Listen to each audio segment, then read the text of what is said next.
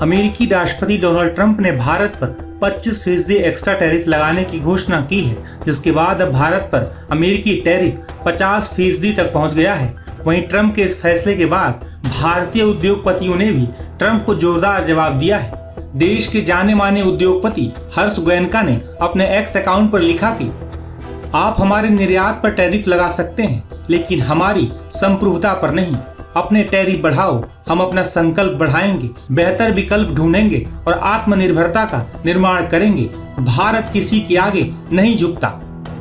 वहीं आनंद महिंद्रा ने अमेरिकी राष्ट्रपति ट्रंप के टैरिफ का जवाब देते हुए लिखा कि ऐसा लगता है कि अमेरिका द्वारा छेड़े गए मौजूदा टैरिफ युद्ध में अप्रत्याशित परिणामों का नियम चुपके से काम कर रहा है।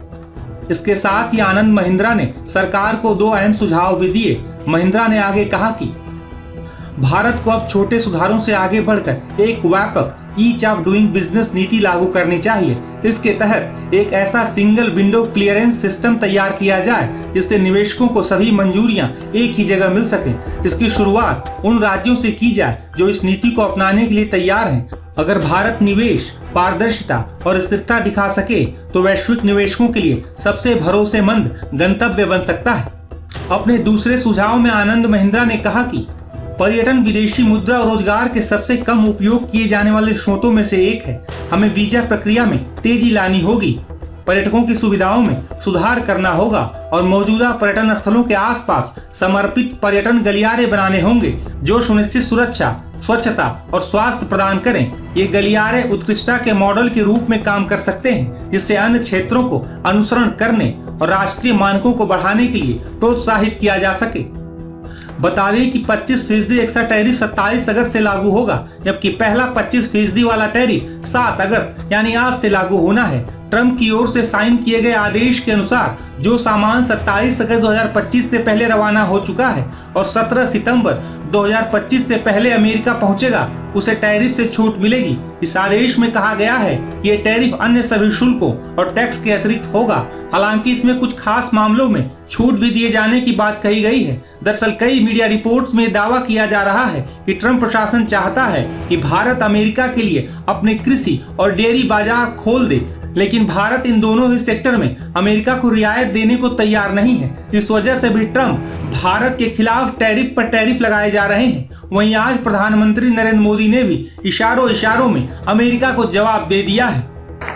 आज भारतीय कृषि जिस ऊंचाई पर है वो देखकर डॉक्टर स्वामीनाथन जहां भी होंगे उन्हें गर्व होता होगा। आज भारत दूध, दाल और जूट के प्रोडक्शन में नंबर 1 है। आज भारत चावल, गेहूं, कपास, फल और सब्जी के उत्पादन में नंबर 2 पर है। आज भारत दुनिया का दूसरा सबसे बड़ा फिश प्रोड्यूसर भी है। पिछले साल भारत ने अब तक का सबसे ज्यादा फूड ग्रेन प्रोडक्शन किया है। ऑयल सीड्स में भी हम रिकॉर्ड बना रहे हैं।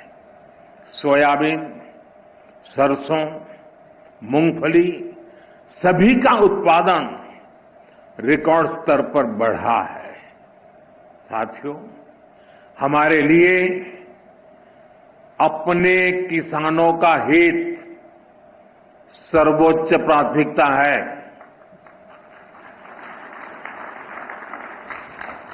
भारत अपने किसानों के, पशुपालकों के और मछुआरे भाई बहनों के हितों के साथ कभी भी समझौता नहीं करेगा।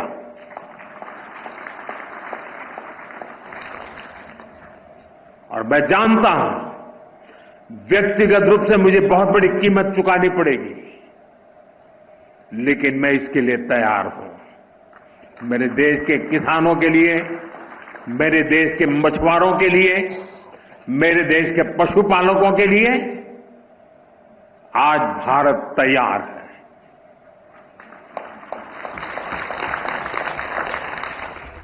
ट्रंप प्रशासन की ओर से भारत पर थोपे गए 50% टैरिफ का आने वाले दिनों में क्या असर हो सकता है, इसे लेकर विशेषज्ञों ने भी कई बातें कही हैं। देखिए, जो अभी अमेरिका ने एक्स्ट्रा जो 25% एडिशनल टैरिफ इंडिया के ऊपर इम्पोज किया है, definitely we are very concern about it और हम लोग काफ़ी डिसअपॉइंटेड भी हैं। हाउएवर इसका जो इम्पैक्ट है ओवरऑल जो इंडियन इकोनॉमी में बहुत ही नेग्लिजिबल है।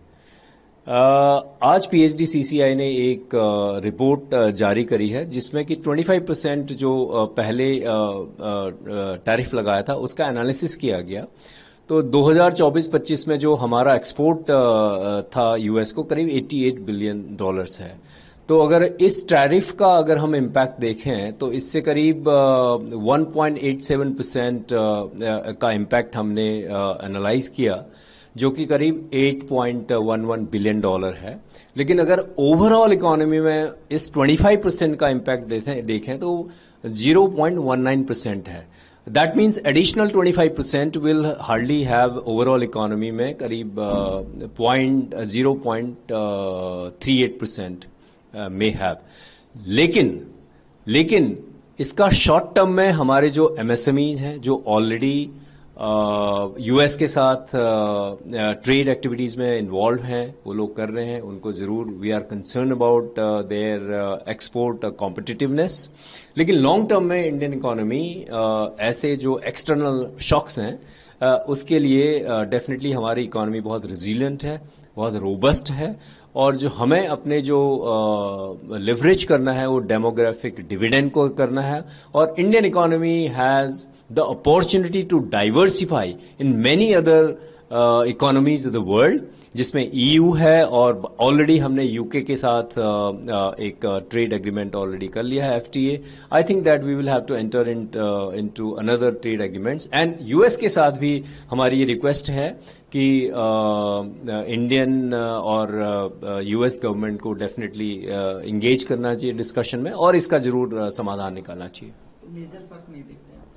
मेजर फर्क इससे लॉन्ग टर्म में बिल्कुल नहीं है, बस शॉर्ट टर्म में जो हमारे MSMEs हैं उनके ऊपर जरूर फर्क पड़ेगा। और जो कंपनीज ऑलरेडी US के साथ ट्रेड कर रही हैं, शॉर्ट टर्म में इसका इम्पैक्ट पड़ेगा। वैसे भी जो 25% एडिशनल टैरिफ है वो करीब सितंबर में वो लागू होंगे।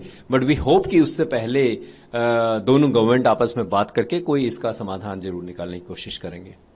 इंडिया का एक्सपोर्ट्स का हिस्सा जीडीपी में एक छोटा अनुपात है, तकरीबन 18% के आसपास है। इंडिया के बारे में बार बार भारत के बारे में हम कहते हैं लार्जली डोमेस्टिकली ड्रिवन इकोनॉमी है, जिसका मतलब हम आंतरिक रूप से इतने मजबूत हैं कि आंतरिक संरचना हमारी ज्यादा महत्वपूर्ण है। इस फैसले से हमारा अनुमान है कि जीडीपी पे करीब 20 बेसिस पॉइंट्स का धक्का लगेगा और एक्सपोर्ट्स पे 50 से 60 बेसिस पॉइंट्स का धक्का लग सकता है। इससे रोजगारी पे भी बुरा असर पड़ेगा। ऐसे हालात में हमको एक सोच समझ के कदम उठाना है, कुछ जवाब भी देना होगा, लेकिन हमारे लिए आवश्यक है कि हम एक्सपोर्ट्स के सोर्सेस का विकेंद्रीकरण करें, एक फॉरवर्ड लुकिंग एक्सपोर्ट पॉलिसी बनाएं जिसमें सेल्फ रिलायंस के साथ साथ ग्लोबल इंटीग्रेशन पे भी जोर हो, टैरिफ्स को रैशनलाइज करना, सिंप्लीफाई करना और कुछ ऐसी जगह पे कम भी किया जा सकता है जहां पर हमारी आंतरिक स्थिति, डोमेस्टिक कैपेबिलिटी बहुत मजबूत नहीं हो। मुझे एक बहुत मशहूर हिंदी कवि प्रदीप की लाइनें याद आती हैं जिसमें उन्होंने कहा था, तकरीबन आज से 50-60 साल पहले, हम लाए हैं तूफान से कश्ती निकाल के। हमने कई बार इस तरह के तूफानों का सामना किया। 2008 में और के अक्टूबर में ग्लोबल फाइनेंशियल क्राइसिस हुआ था। 2019-20 में हमने पैंडेमिक की भी, कोविड-19 पैंडेमिक की विभीषिका भी झेली। तो हमारा मानना है इससे हमको धक्का जरूर लगेगा, लेकिन हम इससे भी मजबूती से उभरेंगे।